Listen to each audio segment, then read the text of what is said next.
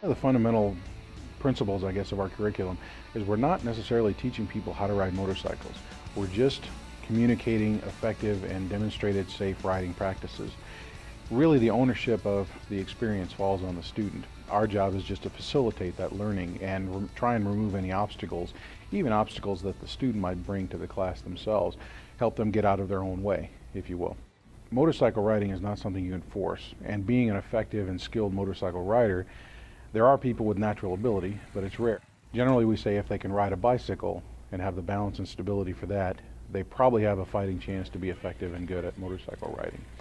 Overall, we still have between a 70 and 90% success rate, depending on the particular area that we're in or the time of year.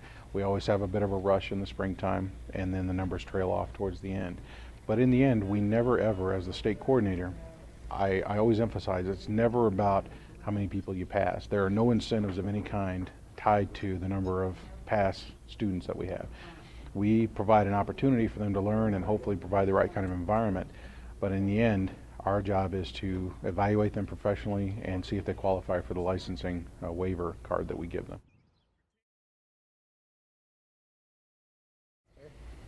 There are two primary reasons from a student point of view. One of the things we look at is what causes people to drop their motorcycle in the class, or what causes them statistically to be more likely to have an accident on the street. In our class environment, there are two primary reasons generally that students drop their motorcycle in the class.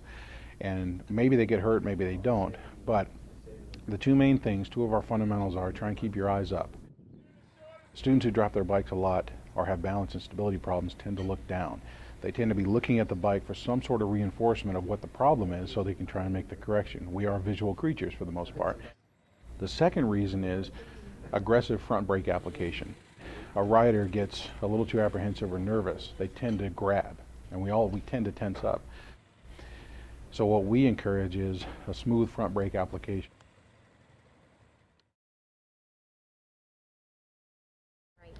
Right now they're practicing starting and stopping and learning to use the friction zone on their clutch. There are 17 different maneuvers, and this is exercise 3 that they're doing right now. They're really learning to handle the bike and the weight of the bike and how to engage the drivetrain and so forth.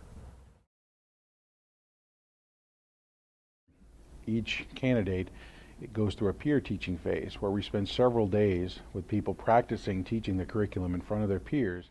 And the goal is to make mistakes early, figure out what they are, and help people develop, because we don't want to put them out in front of any paying customers or students until they know what they're doing.